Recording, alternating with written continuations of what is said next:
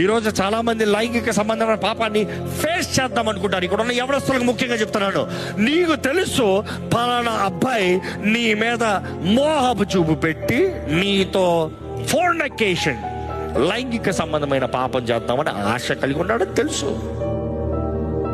అలాంటి వ్యక్తిని కట్ చేసి పడకుండా ఫ్రెండ్షిప్ చేస్తావేంటి? వాళ్ళు ఏమనుకుంటారు అండి, వాళ్ళు ఏమనుకుంటాం కాదు, నీ జీవితం అయిపోయింది పో. నీకు విషయం అని తెలిసి విషయాన్ని ఇది పెట్టుకుంటావు, అది నిన్ను చంపుతుంది నాశనం అని తెలిసి అలాంటి స్నేహాలు ఎందుకు పెట్టుకుంటావు? వాళ్ళు ఏమనుకుంటారు, నువ్వు కాదు, నీ దేహం గురించి నువ్వు లెక్కప్ప చెప్పాలి, జాగ్రత్త.